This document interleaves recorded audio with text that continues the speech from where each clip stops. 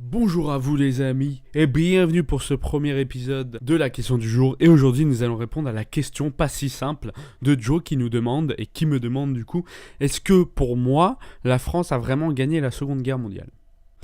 Alors, tout d'abord, c'est un sujet complexe et je vais essayer quand même d'en parler rapidement, mais dans d'autres vidéos, je reviendrai sur la bataille de France au complet, parce qu'elle est quand même détaillée entre le repli de Dunkerque, ce qui s'est passé, pourquoi on a perdu aussi vite, etc.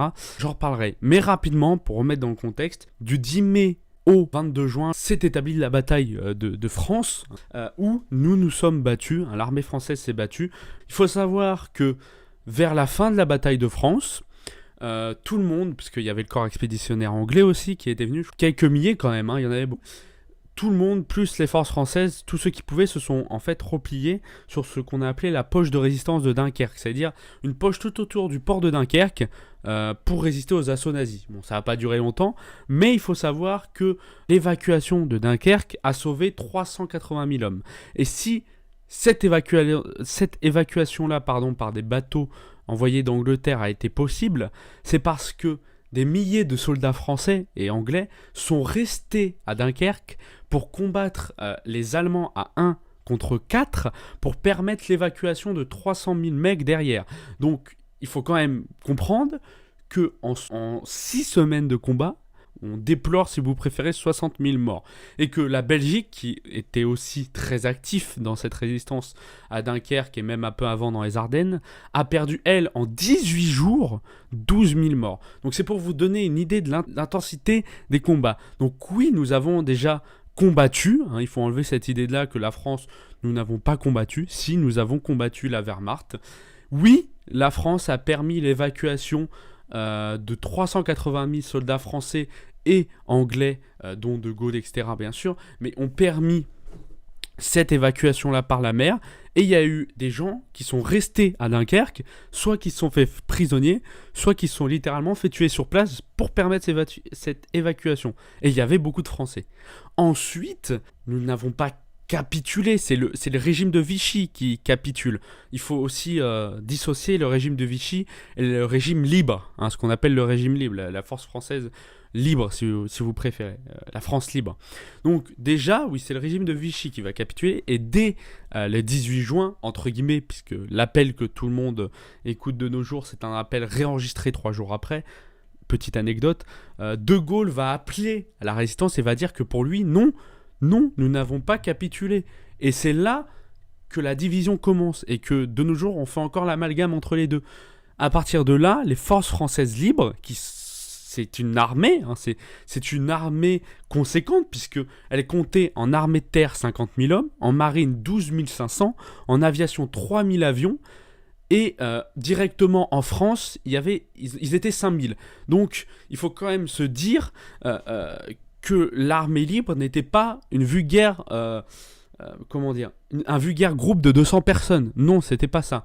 De Gaulle avait ses bureaux en Angleterre et l'état-major avec Leclerc et l'amiral Musselier, qui était un peu l'amiral français par excellence, dirigeait cette pseudo-résistance, mais surtout, en dehors des résistants de la France, puisque oui, il y a aussi ça, tout le long, les Français ont résisté, il y a eu des résistants, moins que ce que l'on dit, puisque avant 1944, il faut savoir que les résistants étaient très peu nombreux.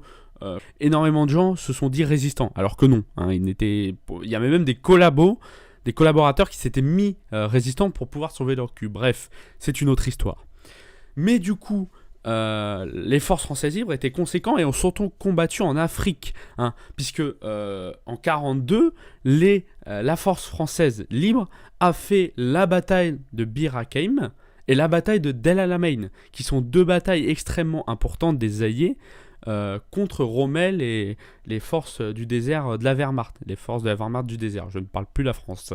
Mais donc ils ont combattu, hein, et donc tout le long de la guerre. De Gaulle et ses hommes ne se sont pas reposés en Angleterre. Et je dirais même plus, c'est que pendant le débarquement, on a oublié très vite, hein, et on l'a recité pendant le 70e anniversaire, il y a ce qu'on appelle le commando Kiefer, qui était composé de 177 soldats français, qui a participé au débarquement et ils étaient censés faire 3 jours de combat, et ils ont combattu 78 jours.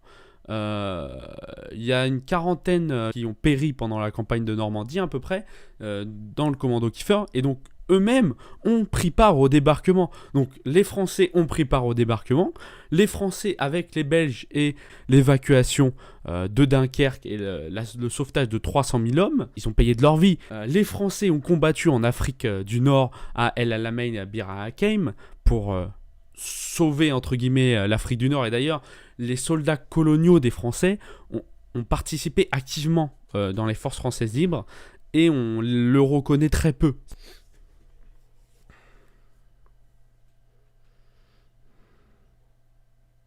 Enfin, bien sûr, pour moi, on peut parler de la France gagnante, car grâce à des gens comme De Gaulle, et surtout à la radio libre, ça nous a permis d'éviter le protectorat américain. Je m'explique.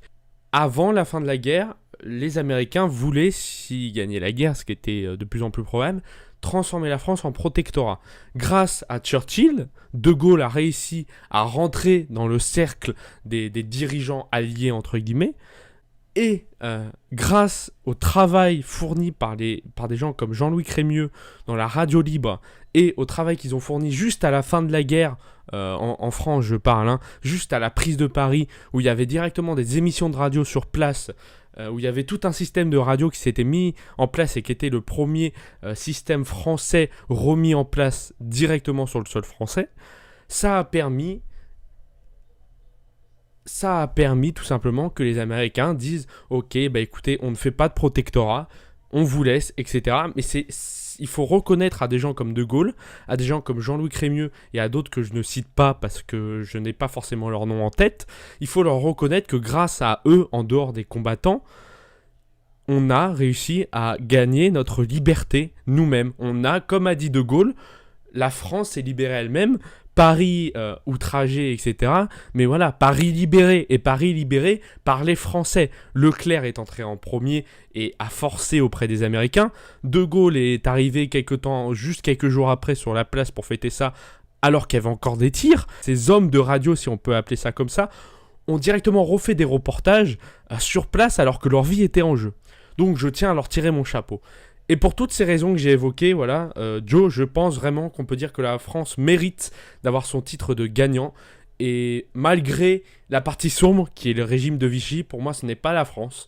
Il faut dissocier la France et la France libre du régime de Vichy, et il ne faut pas faire l'amalgame. Merci à vous de m'avoir écouté, puisque bon, vous m'écoutez, même s'il y a quelque chose de visuel. Je vous dis à la prochaine. Vous pouvez me continuer à poser des questions dans les commentaires. J'en sélectionne à chaque fois. J'en ai déjà en stock de la première vidéo. Donc je vous remercie déjà. Je fais au passage un petit coucou du coup à mon ami Joe. Vous pouvez aller voir ses vidéos. Elles sont très cool. Aussi le matérialiste qui est aussi un de mes amis. Et j'en suis content puisqu'il est très très bon. Et allez voir ce qu'il fait. Il vient de sortir sa première vidéo entre guillemets. Et enfin Parodique qui est aussi un de mes amis. Et je vous conseille énormément d'y aller. Je vous dis à la prochaine et surtout, n'oubliez pas, celui qui ne sait pas d'où il vient ne peut savoir où il va. Merci.